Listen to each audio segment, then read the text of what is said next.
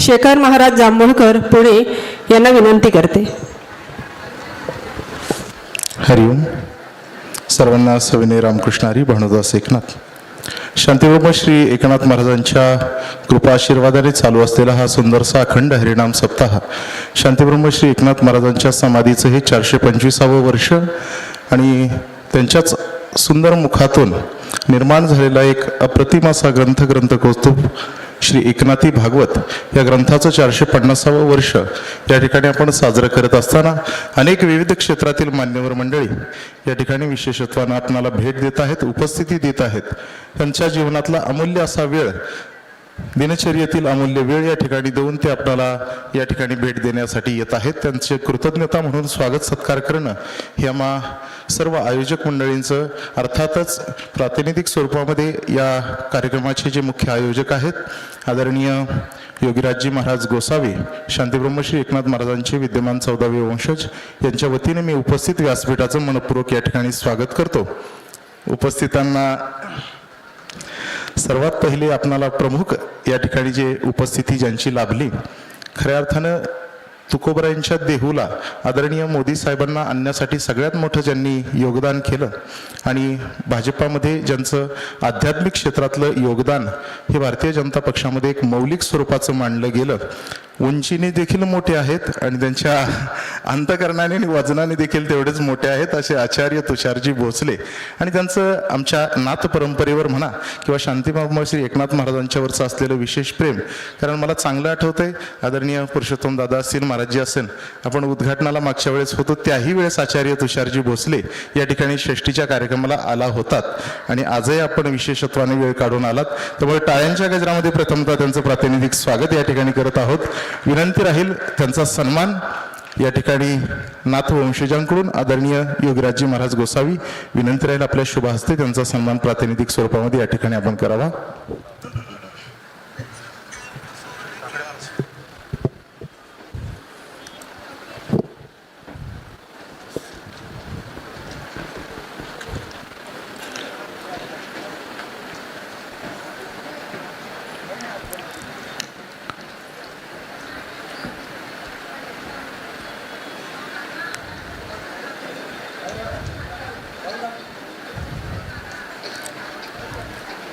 टाळ्यांच्या गजरामध्ये आपण हा सन्मान या ठिकाणी संपन्न करत आहोत. आचार्य तुषारजी भोसले, प्रदेशाध्यक्ष भाजपा आध्यात्मिक आघाडी, पैठण नगरीमध्ये आपलं मनपूर्वक स्वागत, आपला सन्मान शांतीब्रह्म श्री एकनाथ महाराजांचे वंशज आदरणीय योगीराजजी महाराज गोसावी यांच्या शुभ हस्ते शांतीब्रह्म श्री एकनाथ महाराजांची एक सुंदरशी मूर्ती देऊन आपला सन्मान या ठिकाणी संपन्न केला जात आहे.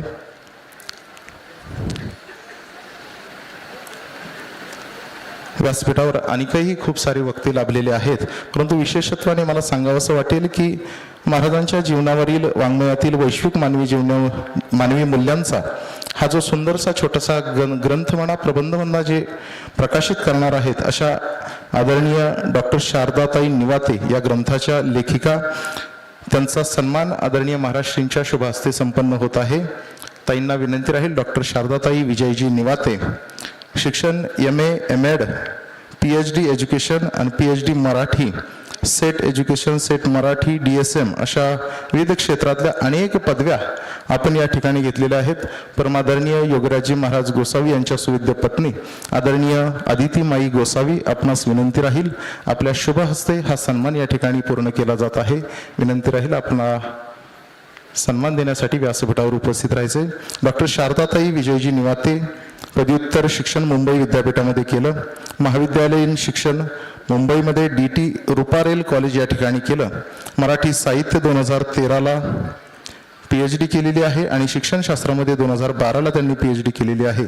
अशा विविध अंगी आयामांना स्पर्श करणाऱ्या एक उच्च विद्या विभूषित असणाऱ्या लेखिका डॉक्टर शारदाताई विजय निवाते, कितीही शिकलं तरी संत वाङ्मयाशिवाय परिपूर्णता नाही हे जाणून त्यांनी संत वाङ्मयावरील शांतीब्रह्म श्री एकनाथ महाराजांच्या जीवनावरील आणि त्यांच्या वाङ्मयातील मानवी जीवनाला वैश्विक स्वरूपकता कशा प्रकारे देता यावी अशा अर्थाची जीवनमूल्य काही निवडून काढलेली आहेत. त्या ग्रंथाचं प्रकाशन आपण आता या ठिकाणी करणार आहोत. अशा लेखिका डॉक्टर शारदाताई निवाते यांचा सन्मान आदितीमाई गोसावी, संपूर्ण गोसावी परिवारातील या शांतीसरिता असणाऱ्या सगळ्या माता भगिनी करत आहेत. टाळ्यांच्या गजरामध्ये आपण हा सन्मान या ठिकाणी संपन्न करत आहोत.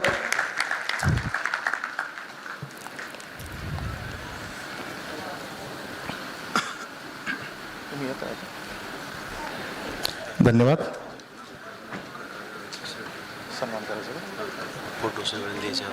आदरणीय रामकाका शेळके यांचाही सन्मान या व्यासपीठावर आपण आपली उपस्थिती आम्हाला प्रार्थनीय पूजनीय आहे. आपला सन्मान या ठिकाणी केला जात आहे.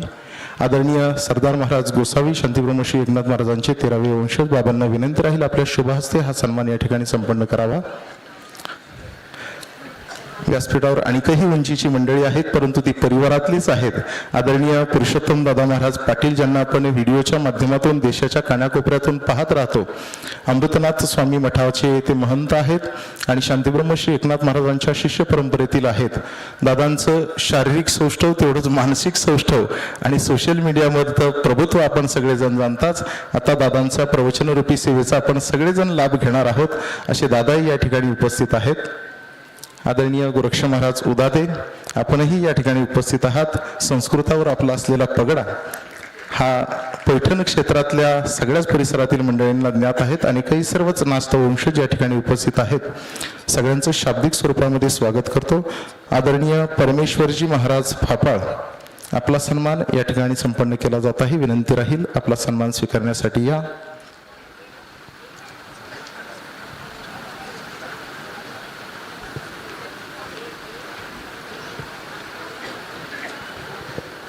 आदरणीय योगीराजी महाराज गोसावी आपणास, आदरणीय हरिपंडितजी महाराज गोसावी विनंती राहील शांतीब्रह्म श्री एकनाथ महाराजांचे वंशज हरिपंडितजी महाराज गोसावी यांच्या शुभ हस्ते परमेश्वरजी महाराज फाफळ यांचा सन्मान संपन्न केला जात आहे.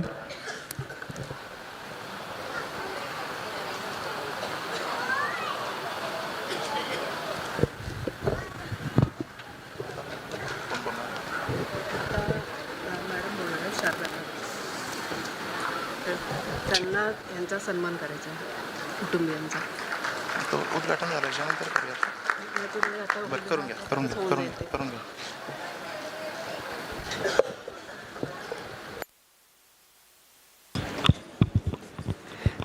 नमस्कार.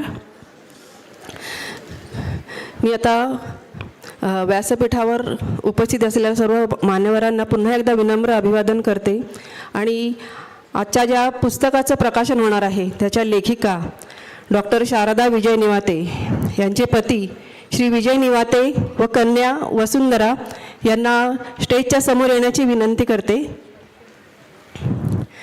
ज्यांच्यामुळे डॉक्टर शारदा निवाते यांची ही PhD जी आहे ती अतिशय व्यवस्थितपणे त्यांच्या सहकार्याने पूर्ण झालेली आहे.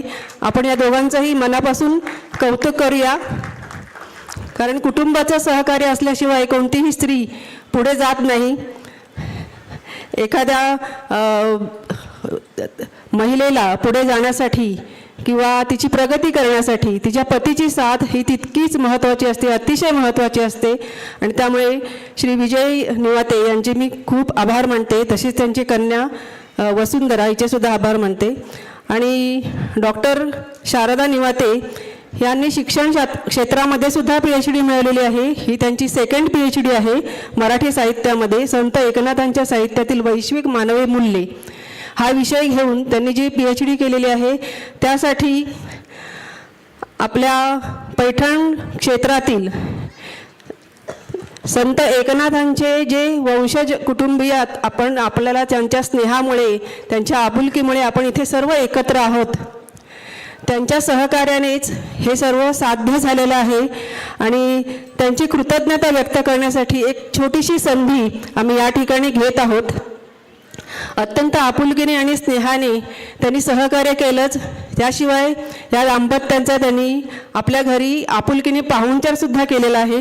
या सर्वांचे ऋण आमच्यावर सदैव राहतील ही कृतज्ञता व्यक्त करण्याची एक छोटीशी संधी आम्ही घेत आहोत. श्री विजय निवाते यांना विनंती आहे की परमपूज्य हरिभक्त परायण श्री योगीराज महाराज यांचा त्यांनी यांची कृतज्ञता छोटंसं श्रीफळ आणि शाल देऊन व्यक्त करावी.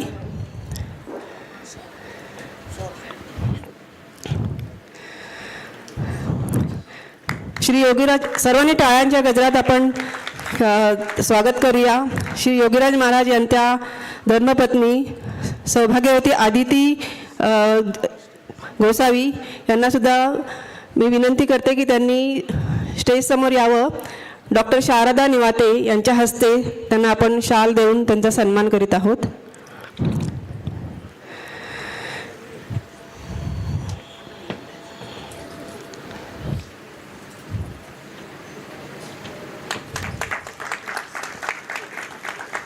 धन्यवाद मॅडम.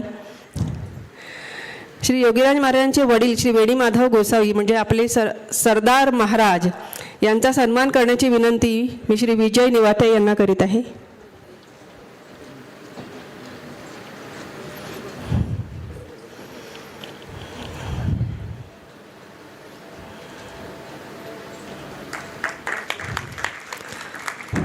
तसेच मातोश्री सौभाग्यवती भाग्यश्री ताई गोसावी यांचा सन्मान करण्याची विनंती मी डॉक्टर शारदा यांना करीत आहे.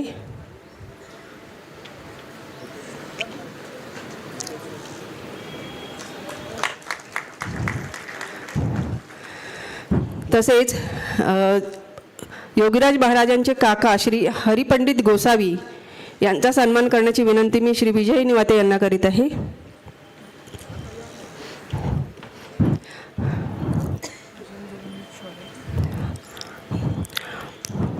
तसेच धन्यवाद.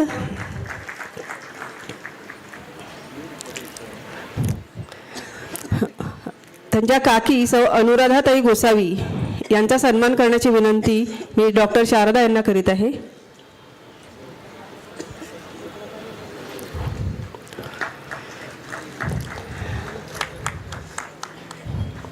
धन्यवाद ताई. हां, योगीराज महाराज यांचे धाकटे काका डॉक्टर मेघश्याम गोसावी यांचा सन्मान करण्याची विनंती मी विजय निवाते यांना करीत आहे.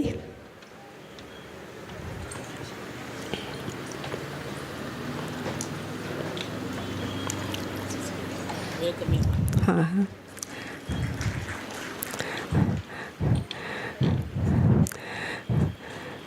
सर्व मान्यवरांचे पुन्हा एकदा आभार. आणि ह्या शोधनिबंधासाठी ज्यांनी अथक प्रयत्न केले आणि खूप अभ्यास केला, संत साहित्याचा अभ्यास केला, संत एकनाथांच्या साहित्याचा गाढा अभ्यास केला आणि त्यावर आपले विश्लेषणात्मक विचार मांडलेले आहेत, अशा डॉक्टर शारदा विजय निवाते यांना मी विनंती करते की त्यांनी आपलं मनोगत व्यक्त करावं.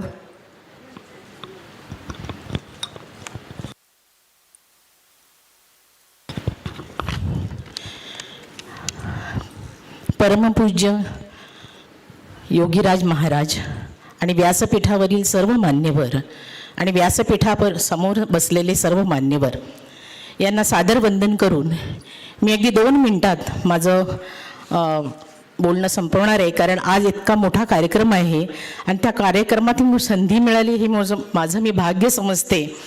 त्यामुळे अगदी थोडक्यात मी माझं मनोगत व्यक्त करणार आहे.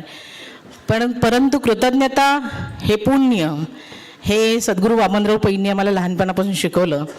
त्यामुळे ही कृतज्ञता व्यक्त करणं हे अत्यंत आवश्यक आहे. शांतीब्रह्म श्री संत एकनाथ महाराज समाधी चतुशतकोत्तर रौप्य महोत्सव आणि ग्रंथ कौस्तुभ श्री एकनाथी भागवत जयंती चतुशतकोत्तर सुवर्ण महोत्सव या कांचन युगाने सुरू झालेल्या अखंड हरिनाम सप्ताहात, आता मगाशीच महाराजांनी योगीराज महाराजांनी सांगितलं की हा त्यांचा पहिलाच असा हरिनाम सप्ताह आहे. त्यामुळे अशा सप्ताहामध्ये ही संधी मिळाली. संत एकनाथांच्या वाङ्मयातील वैश्विक मानवी मूल्यांचा चिकित्सक अभ्यास हे माझं संशोधन टायटल होतं आणि या संशोधन आधारित पुस्तकाचं छोटेखानी पुस्तकाचं प्रकाशन नाथांच्या नगरीत नाथांच्या वंशजांच्या हस्ते झाले होते. यापेक्षा माझ्या आयुष्यातील दुसरा सुवर्ण क्षण असेल असं मला वाटत नाही. 2019 पासून सुरू केलेला नाथ वाङ्मयाचा हा अभ्यासाचा प्रवास आणि संशोधनाने 2023 साली मार्च 2023मध्ये PhD मिळाली. अगदी कमी कालावधीत. आता कमी कालावधीत इतकं मोठं म्हणजे प्रबंध तयार होणं आणि PhD देखील कमी कालावधीत मिळणं, याचं संपूर्ण श्रेय हे या नाथ कुटुंबियांना आहे.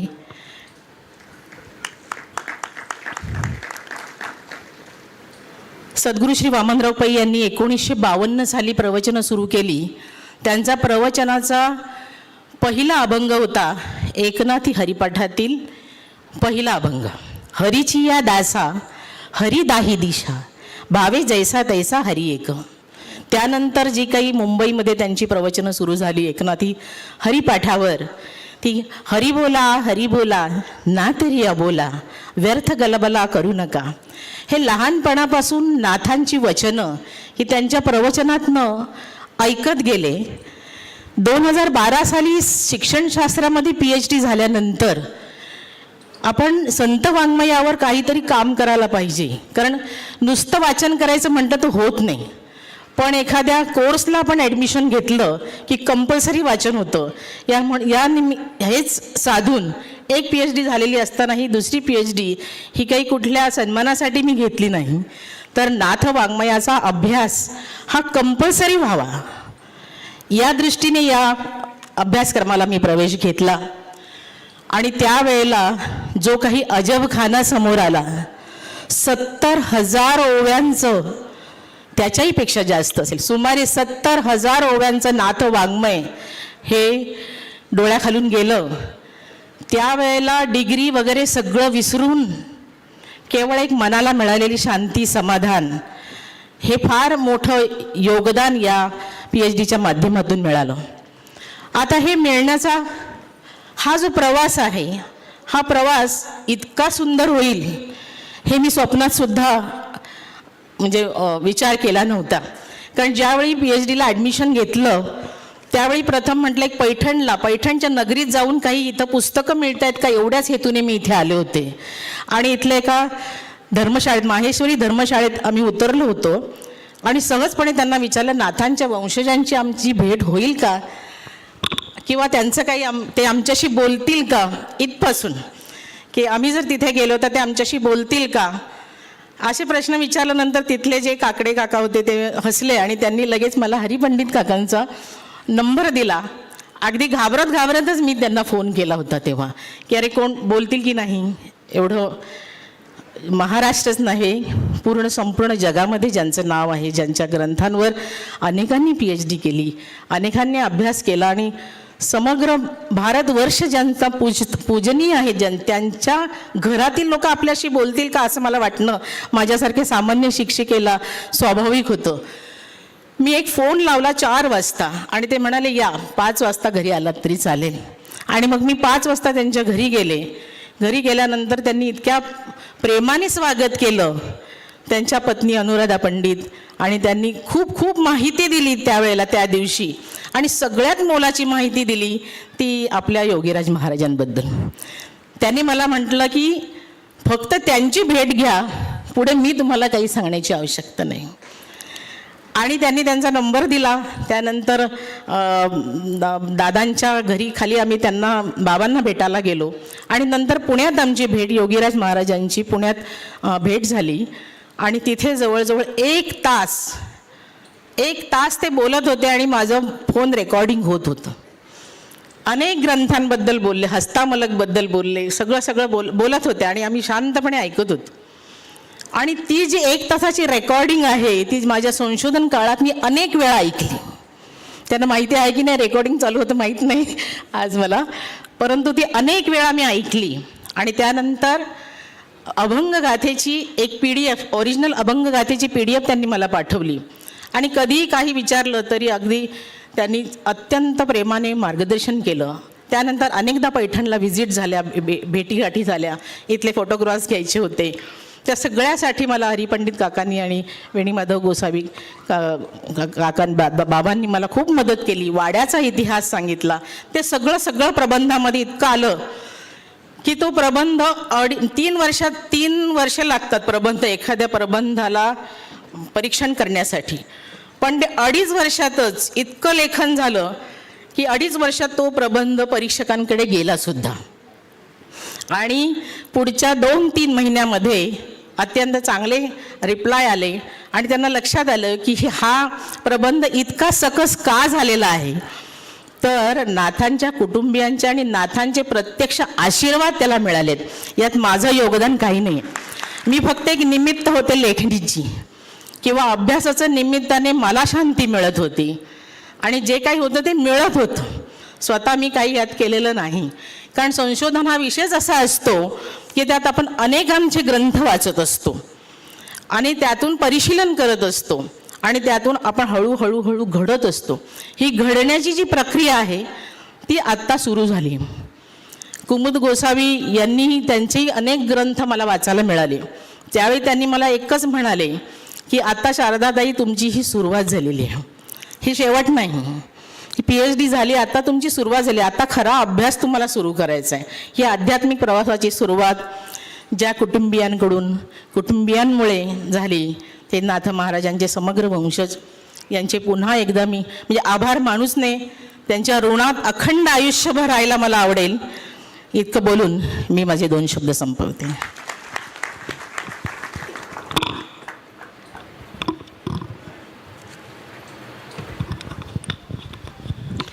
धन्यवाद डॉक्टर शारदा. आता आपण ज्या समारंभासाठी वाट पाहत आहोत तो म्हणजे पुस्तक प्रकाशनाचा कार्यक्रम. त्याची आपण सुरुवात करूया. संतपीठ पैठण येथे होणाऱ्या शांतीब्रह्म श्री संत एकनाथ महाराजांच्या समाधी शतकोत्तर रौप्य महोत्सवातील या ऐतिहासिक सोहळ्यात कार्तिकी एकादशीच्या शुभदिनी या ग्रंथाचे प्रकाशन म्हणजे हा मणिकांचन योगच जुळून आलेला आहे. आणि त्यातही या सुवर्ण योगाचा परमोच्च बिंदू म्हणजे प्रत्यक्ष संतश्रेष्ठ एकनाथ महाराजांचे 14वे वंशज उच्च विद्या विभूषित परमपूज्य हरिभक्त परायण श्री योगीराज महाराज आणि त्यांचे सर्व कुटुंबीय आणि व्यासपीठावर उपस्थित असलेले सर्व मान्यवर यांच्या हस्ते हा प्रकाशन सोहळा संपन्न होत आहे. सर्वांना विनंती आहे की आपल्या शुभ हस्ते डॉक्टर शारदा विजय निवाते लिखित संत एकनाथांच्या वाङ्मयातील वैश्विक मानवी मूल्ये या ग्रंथाचे आपण प्रकाशन करावे. सर्वांनी जोरदार टाळ्या वाजवून या सोहळ्याचे आपण साक्षीदार झालेलो आहोत. जोरदार टाळ्या वाजवून आपण आनंद व्यक्त करूया की अतिशय सुंदर असा हा ग्रंथ डॉक्टर शारदा निवाते यांनी लिहिलेला आहे आणि अतिशय सोप्या भाषेमध्ये संत एकनाथांनी समाजासाठी जे साहित्य लिहिलेलं आहे, समाजासाठी कधी त्यांनी प्रेमाने किंवा कधी फटकारून असे विविध प्रकार वापरून समाज सुधारण्यासाठी त्यांनी जे विविध साहित्य निर्मिती केलेली आहे आणि त्यातील नैतिक शांती ब्रह्मश्री एकनाथ महाराज की जय. सर्वांनी एकदा टाळ्या वाजवा. जोरदार टाळ्या वाजवून शांती ब्रह्मश्री एकनाथ महाराज की जय.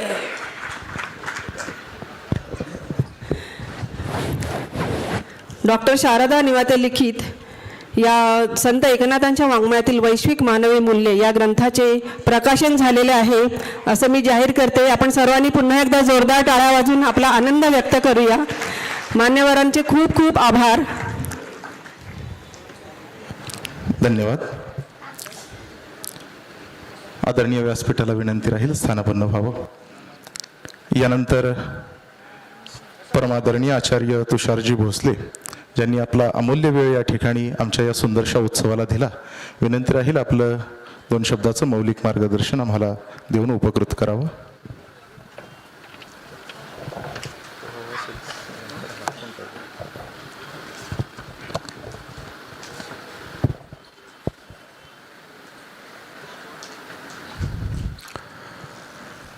आजच्या या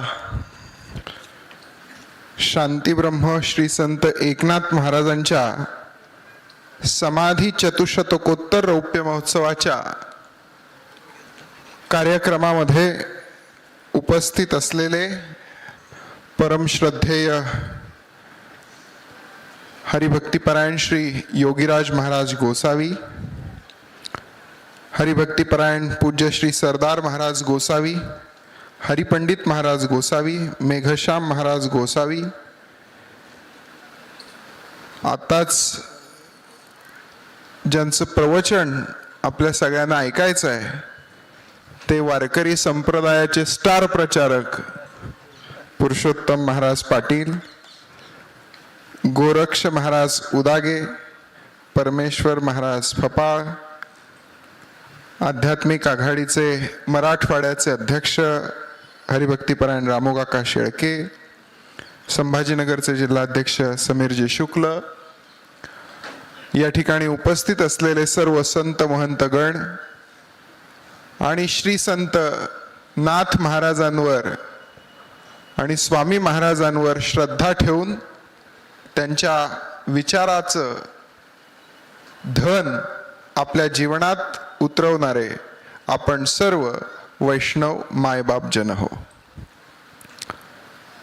श्री संत नाथ महाराजांच्या या भूमीमध्ये येत असताना आज खरं तर खूप मोठा पुण्याईचा वाटा आपल्या जीवनामध्ये आहे याचा प्रत्यय मला आज येतोय.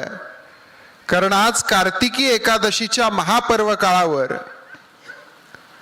आज सकाळी पांडुरंगाची महापूजा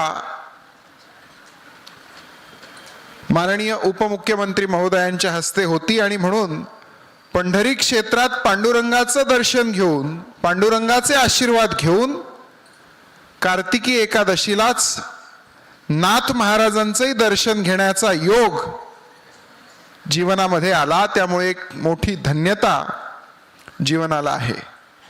आज या उत्सवामध्येच श्री संत एकनाथांच्या वाङ्मयातील वैश्विक मानव मूल्ये या एका सुंदर पुस्तकाचं प्रकाशन डॉक्टर शारदा निवाते यांनी लिखित केलेल्या पुस्तकाचं प्रकाशन होत आहे. त्यांनी सांगितलं की नाथांवरच्या पुस्तकाचं प्रकाशन नाथांच्या भूमीत आणि नाथांच्या वंशजांच्या शुभ हस्ते त्याचं प्रकाशन झालं. याहून मोठा योग कोणता असेल.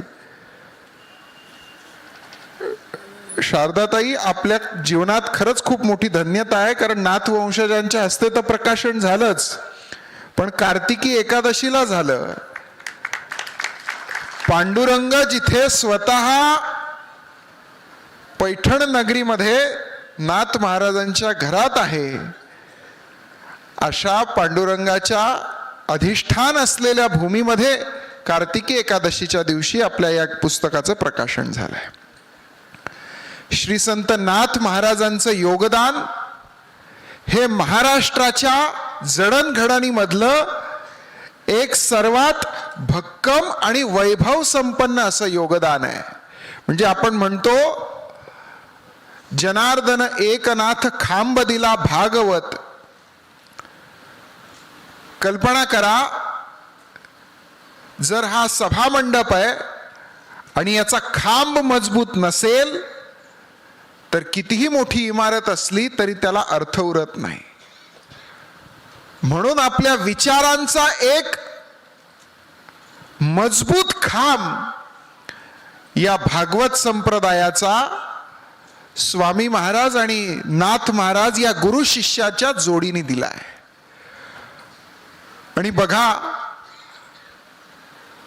जनार्दन स्वामी महाराजांच्या तीनही शिष्यांकडनं आपल्या जीवनामध्ये हे खूप शिकण्यासारखं आहे. या तिघही शिष्यांनी एक गोष्ट सामायिक केली की तिघांनीही आपलं नाव अर्ध केलं, पण आपल्या श्री गुरूंचं नाव पूर्ण वापरलं. नाहीतर आजकाल लोक 2 वर्षात आपल्या गुरुलाही मागे टाकून पुढे स्वतः सद्गुरू व्हायला निघाले आहेत. पण नाथ महाराजांचा हा वस्तुपाठ आपल्या पुढे आहे की एकनाथ हे नाव असताना त्यांनी एका जनार्दनी अशी रचना केली. दुसरे शिष्य त्यांनी रामा जनार्दनी अशी रचना केली आणि तिसरे शिष्य त्यांनी जनी जनार्दनी अशी रचना केली. पण आपल्या सद्गुरूंचं स्थान हे सदैव त्यांनी समाजामध्ये ठेवत ठेवलं. आज नाथ महाराजांचा हा समाधी सोहळ्याचं हे 425वं वर्ष. खरं तर योगीराज महाराजांना आपण सगळ्यांनी धन्यवाद दिले पाहिजे, त्यांचे आभार मानले पाहिजे. कारण जी बाब समाजाच्या नजरेतनं सुटली, जी बाब शासनाच्या नजरेतनं सुटली, ती आपण या समाजाच्या लक्षात आणून दिली आणि संप्रदायाच्या लक्षात आणून दिली आणि हा मोठा ऐतिहासिक आणि तात्विक सोहळा केला. कारण आपल्याकडे सप्ताह करायला किंवा कार्यक्रम करायला काही निमित्त लागत नाही. आपण ठरवलं 4 लोक एकत्र आले की आपण कार्यक्रम करू शकतो. पण समाजातली ही जी ऐतिहासिक क्षण असतात, हे जे तात्विक सोहळे असतात, ते होण्याला जास्त महत्त्व असतं. आणि म्हणून योगीराज महाराजांनी हा योग तुमच्या आमच्या जीवनामध्ये आणला, त्याबद्दल मी त्यांनाही खूप खूप धन्यवाद देतो. आता या ठिकाणी प्रवचन होणार आहे, त्याच्यामुळे मी फार वेळ आपला घेत नाही. पण आत्ताच मी महाराजांची सहज मॅडम बोलत होत्या म्हणून माझ्या लक्षात आलं आणि मी विचारलं की पुणे विद्यापीठामध्ये संतश्रेष्ठ ज्ञानेश्वर महाराजांच्या नावे अध्यासन आहे, नामदेवरायांच्या नावे अध्यासन आहे, तुकोबारायांच्या नावे अध्यासन आहे, पण नाथ महाराजांच्या नावे अजून अध्यासन नाही आहे. ही खरंच खूप मोठी शोकांतिका आहे. कारण नाथ महाराजांचं साहित्य हे इतकं श्रेष्ठ साहित्य आहे की त्याच्याकरता आपण प्रयत्न केले पाहिजेत. आणि म्हणून नाथ महाराजांच्या भूमीतच आजच्या या प्रसंगी आपण संकल्प करूया. महाराज, मी आज रात्रीच मान्य चंद्रकांत दादांशी बोलतो आणि नाथ महाराजांच्या नावे पुणे विद्यापीठामध्ये अध्यासन सुरू झालं पाहिजे, ही आपली प्राथमिक मागणी असेल. आणि ती मागणी याच सरकारकडनं आपण कुठल्याही परिस्थितीत पूर्ण करून घेऊ, हा शब्द या ठिकाणी आपल्या सगळ्यांना देतो. अजूनही आध्यात्मिक आघाडीच्या माध्यमातून आपण जो जो आदेश द्याल आणि जेही काही नाथ महाराजांची सेवा करायला सांगाल, त्याकरता आपण निश्चितच प्रयत्न करू. माननीय देवेंद्रजी सुद्धा या कार्यक्रमाला येण्यासाठी उत्सुक आहेत, पण सध्या राजस्थानचा प्रचार असल्यामुळे ते आजही सकाळची महापूजा करून जयपूरला प्रचारासाठी गेलेले आहेत. ते जसे तिथून मोकळे होतील त्यांच्याशी चर्चा करून त्यांनाही या कार्यक्रमामध्ये येण्याची खूप इच्छा आहे. त्याच्यामुळे फक्त वेळ जुळून कधी त्यांना आणता येईल याचा प्रयत्न आपला सुरू आहे. त्यांच्याही वतीने मी आपल्याला खूप खूप शुभेच्छा देतो. आपल्या सगळ्यांचं दर्शन या निमित्ताने घडलं त्याविषयीचा आनंद व्यक्त करतो आणि या निमित्ताने पूजनीय नाथ महाराजांना आणि त्यांच्या चरणी कोटी कोटी प्रणाम करून माझ्या शब्दांना पूर्णविराम देतो. खूप खूप धन्यवाद. धन्यवाद आचार्यजी. खऱ्या अर्थाने या कार्तिकी एकादशीला पंढरपूरला जाऊन तिथलं दर्शन घेऊन नाथांच्या दर्शनासाठी आपण आलात. एक बोट वरती करून आपण या एकाची सेवा करीन आणि हे एक बोट वर करू करू वारंवार तुम्ही जे सांगितलं की एक अध्यासन तिथे होईल, खऱ्या अर्थाने आम्हाला तुमच्या एकावरच विश्वास आहे, बाकी काय आम्हाला सांगायची गरज नाही. अध्यासन झालं असं आम्ही गृहीत धरलं. निश्चितच आपल्या या शब्दाला नाथबाबा यश देतील आणि एक नवीन अध्यासन आम्हाला इथं विद्यापीठामध्ये पाहायला मिळेल. खूप सारे नाथांचे आशीर्वाद आपल्या पाठीशी आहेत. आता हे मी सांगण्यापेक्षा खऱ्या अर्थाने नाथबाबांचे वंशज आदरणीय योगीराजजी महाराज गोसावी यांना मी विनंती करतो की आपण आपलं मनोगत आणि आम्हाला आशीर्वचनाने उपकृत करावं.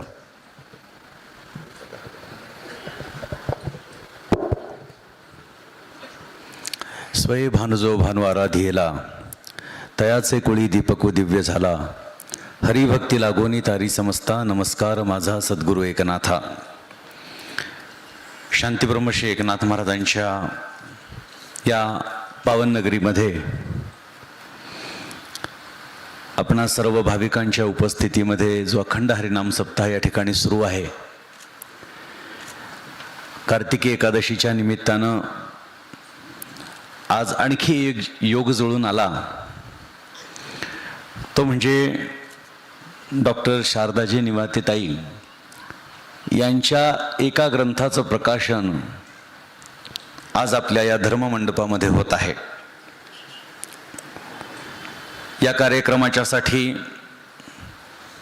भारतीय जनता पक्षाचे आध्यात्मिक आघाडीचे प्रमुख आचार्य तुषारजी भोसले साहेब किंवा तुषारजी भोसले महाराज असं म्हणणं जास्त संयुक्तिक ठरेल, कारण ते स्वतः प्रवचनकार आहेत, कीर्तनकार आहेत.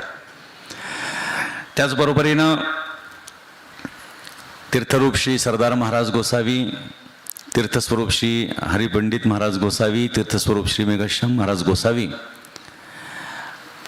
त्याचप्रमाणे ज्यांचं प्रवचन आपण आता श्रवण करणार आहोत ते आळंदी येथील एकनाथ महाराजांच्या शिष्य परंपरेचे पाईक श्री पुरुषोत्तम दादा महाराज पाटील, श्री गोरक्ष महाराज उधागे, त्यानंतर फपाळ महाराज असतील, नंतर शेळके साहेब आहेत, नंतर समीरजी शुक्ल साहेब आहेत या ठिकाणी, त्यानंतर शारदाताईंचे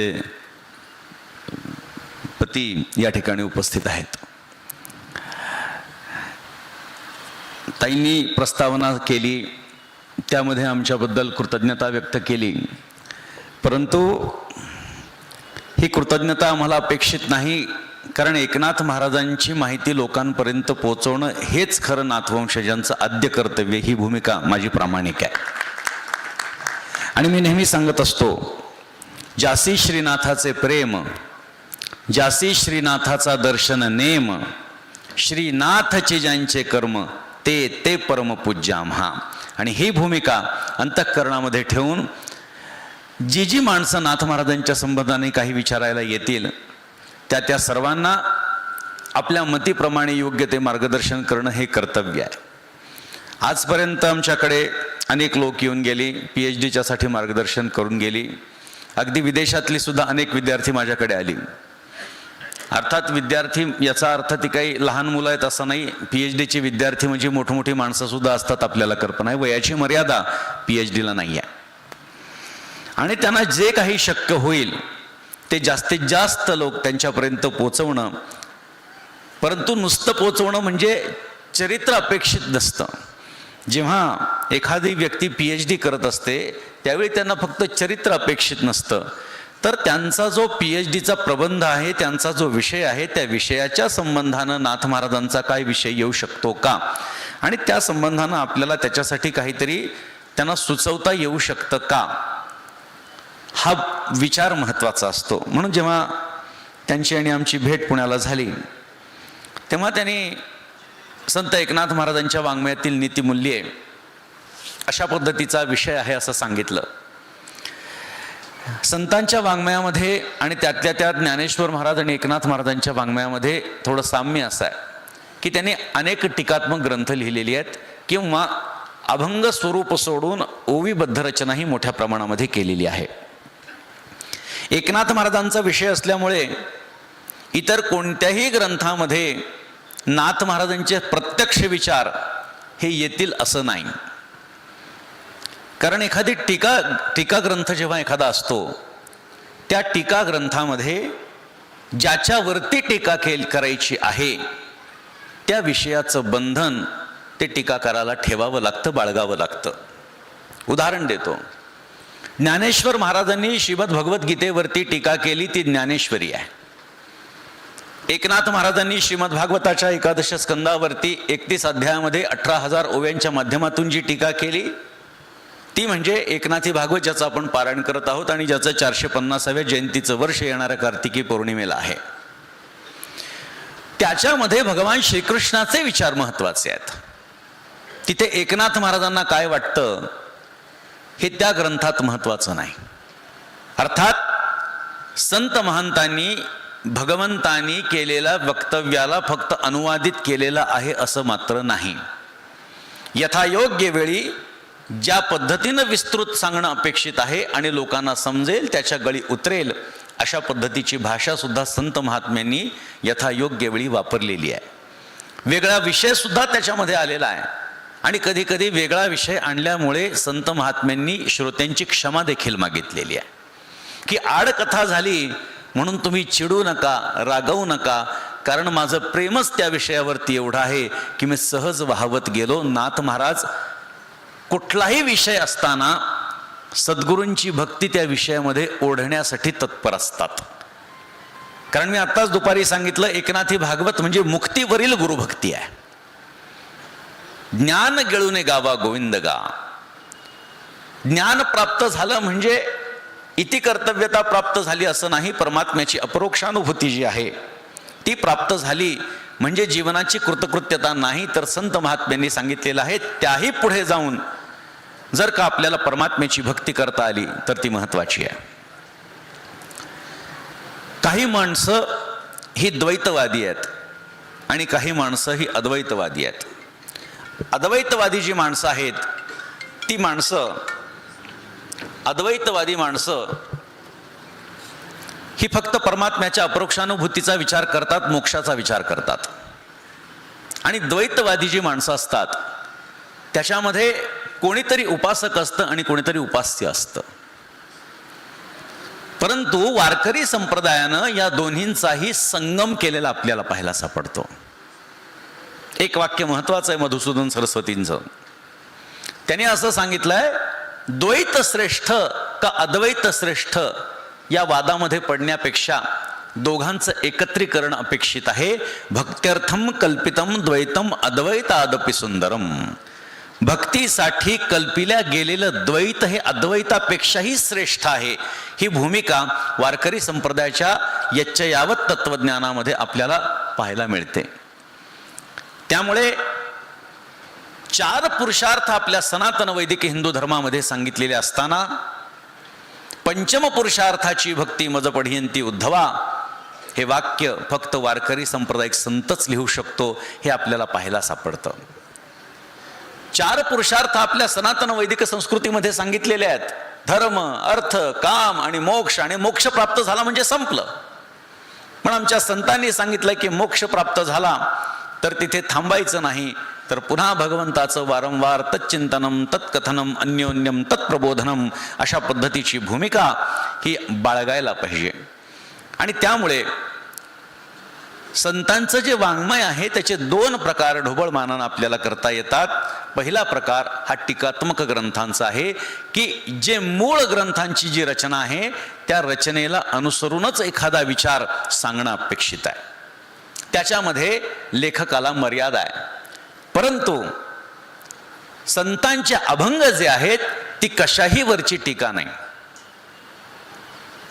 मुद्दा जेव्हा उपस्थित झाला की नाथ महाराजांची नैतिक मूल्ये, तेव्हा इतर कोणत्याही ग्रंथापेक्षा नाथ महाराजांना काय वाटतं हे त्यांच्या गाथेमध्ये आहे. आणि दुर्दैव असं आहे की एकनाथ महाराजांच्या भागवताचा प्रसार प्रचार मोठ्या प्रमाणात झालाय, होत आहे, पण नाथ महाराजांच्या गाथेकडे वारकरी सांप्रदायिक आणि अभ्यासकांचं अक्षम्य दुर्लक्ष झालेलं आहे. एकनाथ महाराजांनी त्यांच्या वाङ्मयामध्ये आणि त्यातल्या त्यात अभंगांमध्ये जी काही भूमिका मांडलेली आहे ती सामाजिक, राजकीय, धार्मिक, पारमार्थिक या सगळ्या विषयांना संस्पर्श करणारी आहे.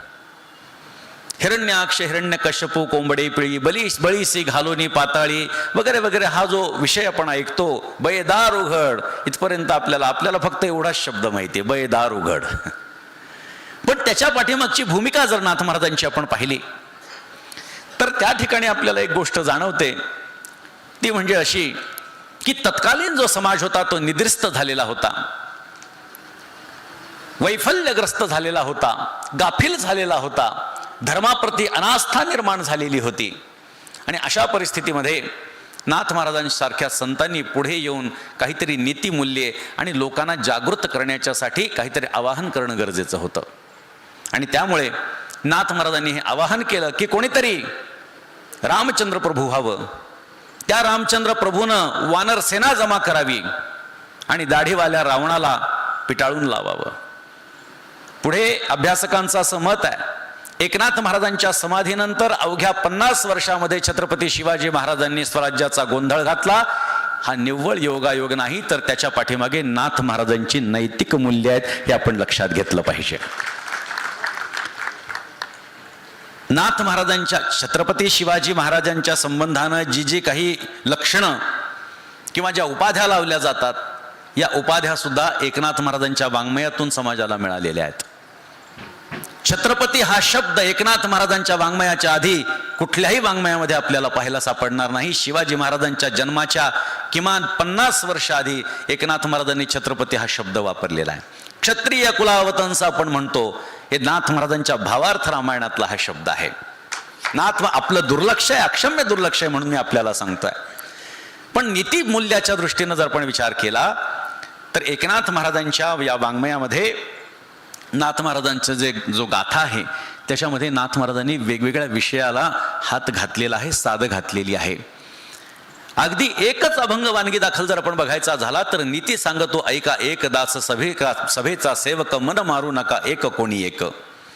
आता 400 वर्षांपूर्वी नाथ महाराजांची भाषा आहे सभा देखोनी लाजू नये, लाच घेऊ नये, सांडावरून जाऊ नये. ही भाषा नाथ महाराजांचे पूर्ण अभंग जर आपण नीतीचा बघितला नाथ महाराजांचा तर आपल्याला लक्षात येईल की नाथ महाराजांच्या दृष्टीनं अख्खा समाज जो आहे हा योग्य मार्गाने चालणं अपेक्षित असल्यामुळे जिथे जिथे संत महात्म्यांना त्यांची नैतिकतेची जाणीव करून देण्याची गरज वाटली तिथे तिथे नाथ महाराजांसारखे संत पुढे आले. फक्त आध्यात्मिक रचना न करता, पांडुरंगाचंच वर्णन न करता, संतांच्या चरित्राचा उल्लेखच न करता समाजामध्ये विविध स्तरातल्या लोकांमध्ये जाऊन त्यांच्या भाषेमध्ये त्यांना कळेल असं तत्वज्ञान एकनाथ महाराजांसारख्या संतांनी सांगितलं. जीवनामध्ये नीतीला महत्व आहे, माणसानं नीतीनं वागावं. परंतु ही नीती कुठेतरी बाजूला जात असताना आज ही काळाची गरज ओळखून डॉक्टर शारदा निवाते यांनी नाथ महाराजांच्या या विषयाला हात घातला आणि नाथ महाराजांच्या वाङ्मयामध्ये अनेक ठिकाणी विखुरलेली जी नाथ महाराजांची नीती मूल्य आहेत ती या ग्रंथामध्ये एकत्रित केलेली आहे. जास्त वेळ घेणार नाही आपल्याला महाराजांचं प्रवचन पण ऐकायचं आहे, परंतु ही गोष्ट कुठेतरी येणं अपेक्षित होतं म्हणून मी आपल्याला मुद्दाम निवांत बोलतोय. ही मूल्य नाथ महाराजांची जी आहेत ही आपल्या आचरणामध्ये येणं अपेक्षित आहे. लोकांना उपदेश करणं सोपं आहे, पण उपदेशाचं अनुसरण करणं अवघड आहे. संत महात्मे लोकांना सल्ले देत बसत नाहीत, ते उपदेश करतात, अनुभव आले अंगात ते या जगात येत असे. अशा पद्धतीची त्यांची भूमिका असते. आणि म्हणून संत महात्मेने वेळोवेळी आणि नाथ महाराजांनी वेळोवेळी योग्य पद्धतीनं आपल्याला मार्गदर्शन केलं आहे आणि असा ग्रंथ आपल्याला आज उपलब्ध झालेला आहे, त्याचं प्रकाशन झालेलं आहे. आता याच्या पाठीमागे काही आर्थिक भूमिका आहे का? नाही. शेकडो ग्रंथ आत्ताच ताईंनी सांगितलं की माझ्यातर्फे या ठिकाणी ठेवा, त्याचे जे काही पैसे येतील ते याच कार्यक्रमाला मी देणार आहे. ही भूमिका सुद्धा महत्त्वाची, ही लक्षात घेणं गरजेचं आहे. आचार्य तुषारजींनी सांगितलं की संत एकनाथ महाराजांचं अध्यासन हे नाही आहे, ते होणं अपेक्षित आहे. पुण्यामध्ये ते होणं अपेक्षित आहे, निश्चित चांगलं आहे. पण पुण्यामध्ये होण्याच्या आधी ते छत्रपती संभाजीनगरच्याही विद्यापीठामध्ये होणं अपेक्षित आहे. आणि त्याचबरोबरीनं आमच्या पैठणमध्ये महाराष्ट्र शासनाचं संतपीठ आहे. पण दुर्दैव असं आहे की योग्य पद्धतीनं त्याचं निर्वहन होताना दिसत नाही आहे. ज्या उदात्त हेतूनं महाराष्ट्र शासनानं हे जाहीर केलं होतं तो हेतू कुठेतरी बाजूला पडतोय. आणि त्यामुळे इथे जर काही होत नसेल तर आपण आपलंच काहीतरी तयार करावं, आपणही काहीतरी संतांचं पीठ एखादं तयार करावं अशी भूमिका ही पिंपरी चिंचवडमध्ये निर्माण झाली. आणि जगद्गुरु श्री संत तुकाराम महाराज संतपीठ याची स्थापना झाली. 1100 विद्यार्थी योग्य पद्धतीनं त्याचं शिक्षण घेत आहेत. म्हणजे नियोजन जर व्यवस्थित असेल तर कोणतीही गोष्ट व्यवस्थित होत असते. आणि माझं मी सौभाग्य समजतो की परवाच्या दिवशी त्यांच्या अध्यक्षांनी, त्यांच्या सगळ्या टीमनी माझं या ठिकाणी त्या संतपीठाच्या सल्लागारपदी माझी नियुक्ती केली. त्यांनाही या माध्यमातून मी धन्यवाद देऊ इच्छितो. त्यामुळे अशा पद्धतीचे कार्यक्रम होणं अपेक्षित आहे. आपण सुद्धा त्या ग्रंथांमध्ये, या ग्रंथामध्ये, या पुस्तकामध्ये आपल्याला योग्य पद्धतीचं ज्ञान जे नाथ महाराजांना लोकांनी घ्यावं असं अपेक्षित आहे त्याही मिळणार आहे. त्यामुळे त्या सगळ्यांचा आपण लाभ घ्यावा. पुन्हा एकदा आपल्या सर्वांना धन्यवाद देतो आणि माझ्या वाणीला पूर्ण विराम देतो. रामकृष्ण हरी. धन्यवाद महाराजजी. आपलं मोलाचं मार्गदर्शन या ठिकाणी लाभलं, एक छोटासा सन्मान या ठिकाणी संपन्न केला जात आहे. आदरणीय हरिभक्तपरायण किशोरजी महाराज चौघुले सातेरेकर यांचा सन्मान या ठिकाणी होत आहे. शांतीब्रह्म श्री एकनाथ महाराजांच्या ग्रंथकौस्तुभ असणाऱ्या या पवित्र ग्रंथाचं पारायण गेली 35 वर्ष त्यांच्याकडे सुरू आहे असे महाराष्ट्र कोकण संतवाणी वारकरी समाजाचे संस्थापक अध्यक्ष, कोकण दिंडीचे मालक हरिभक्तपरायण किशोरजी महाराज चौगुले यांचा सन्मान व्यासपीठाच्या वतीने या ठिकाणी होत आहे. विनंती राहील.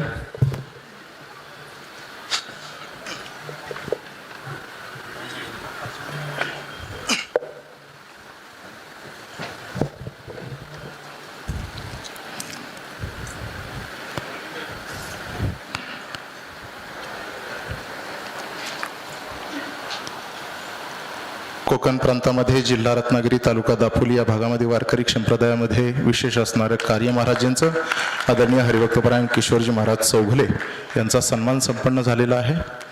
यानंतर कार्यक्रमाच्या समारोपाकडे आभाराच्या दिशेने आपण जात आहोत.